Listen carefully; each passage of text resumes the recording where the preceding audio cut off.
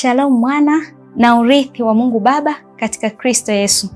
Kipindi ni Singing in the Spirit, kipindi ambacho kinakujia kila siku ya Ijumaa saa 12:30 asubuhi katika madhabahu hii ya Sonship Spirit TV. Lengo likiwa ni kufunulia uzuri wa Roho Mtakatifu na karama zake, ikiwa tunaishi katika majira yaliyonenwa na manabii waliotangulia kwa wana na ukuhani wa kifalme. Tunatembea katika utukufu wa karama za Roho Mtakatifu kama ambapo na sisi hakika tumelishuhudia, kwani tunaliishi hili neno la manabii lililonenwa kwamba sisi wana na ukuhani wa kifalme tunaishi katika utukufu wa Roho Mtakatifu na karama zake. Nami nipende tena kukaribisha katika siku ya leo mwana wa Mungu, unapoungana pamoja nami katika ibada ya siku ya leo, tunapoendelea kumtukuza na kumfurahia Roho Mtakatifu pamoja na karama zake mahali hapa. Na siku ya leo tutasoma neno kutoka katika kitabu cha Warumi sura ya 14 mstari wa 17. Neno la Bwana linasema, maana ufalme wa Mungu si kula wala kunywa, bali ni haki na amani na furaha katika Roho Mtakatifu. Hili neno ambapo Roho wa Bwana anasema nasi kwamba maana ufalme wa Mungu si kula wala kunywa. Kwa hiyo tunajiuliza, kwani ufalme wa Mungu ni nini? Ufalme wa Mungu maana yake ni sisi wana wa Mungu, watu wa Mungu ambao tunaishi katika eneo la Mungu, kwani Bwana alitukomboa akatoa katika ufalme wa giza akatuingiza katika ufalme wa mwana wa pendo lake.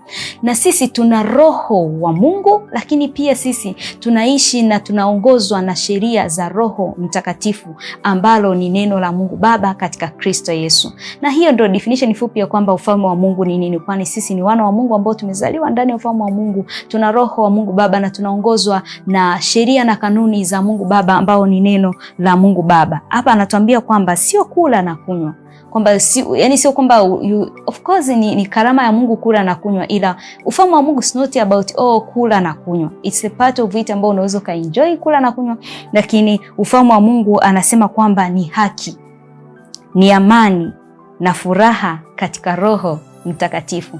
Hapo ukiangalia neno haki katika Biblia, katika Kiebrania, Kigiriki linamaanisha kwamba dikaios, ndio maana ya haki, ambapo dikaios hii inamaanisha kwamba we are approved by God, we are accepted by God, we have been justified by God. Tumekubaliwa na Mungu Baba katika Kristo Yesu. Lakini pia linazidi kutuonyesha divine laws ambazo sisi wana wa Mungu tunatembea nazo ndani ya ufalme wa Mungu. Kwa kumbe hili ni neno la kimamlaka ambalo linatufunulia mamlaka yetu katika Kristo Yesu, kwamba sisi wana wa Mungu tunazaa, tunamiliki, tunatiisha na tunatawala juu ya nchi. Na tukizidi kuiangalia hii, kumbe hii inazidi kutufunulia kwamba sisi wana wa Mungu, kama pale Mwanzo 1 kuanzia mstari 26 mpaka 28, ambayo inatuonyesha kwamba Bwana ametubariki ili tuzae, tuongezeke, tutiishe, tutawale na kumiliki juu ya nchi. Lakini hii inazidi kuonyesha kwamba mwana wa Mungu Baba katika Kristo Yesu, kwa sababu tu umezaliwa ndani ya ufalme wa Mungu, what you receive after being born again in the kingdom of God. Sisi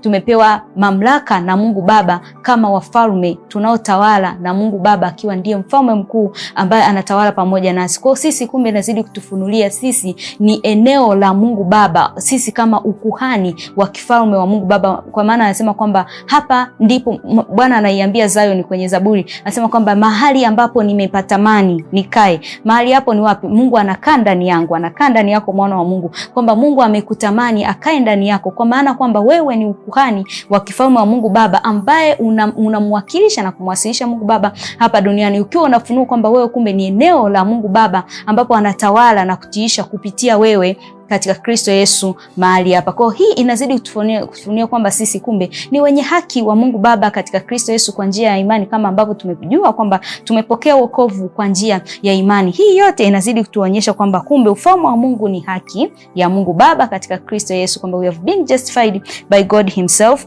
Lakini pia inazidi kutuonyesha kwamba amani, neno la amani katika eneo katika mstari huu linamaanisha Eirene kwa Kigiriki, ambayo inazidi kutufunulia kwamba it is tranquility, peace, rest. Inatufunulia yote hayo kwamba kumbe hii neno amani, kwamba tranquility manake ni utulivu ndani ya moyo wako, utulivu ndani ya nafsi yako, rest, pumziko. Prosperity pia inatuonyesha kwamba sisi tumefanikiwa katika Kristo Yesu. Na huu mstari ukija ukiendelea kuangalia, kumbe ndicho ambacho Yesu Kristo alikuwa anakisema katika kitabu cha Yohana sura ya 14 mstari wa 27, anaposema kwamba amani yangu nawapa, ninavyowapa mimi sivyo kama wanadamu wanavyotoa. Yohana 14 mstari wa 27. Neno la Bwana linasema, amani nawaachieni, amani yangu nawapa, niwapavyo mimi sivyo kama ulimwengu utoavyo.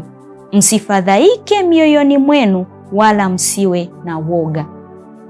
Hii amani ya mali hapa ni eirene, hiyo ikiwa inamaanisha rest, tranquility, utulivu na pumziko ndani yetu. Kwa kumbe sisi wana wa Mungu, our state it is rest.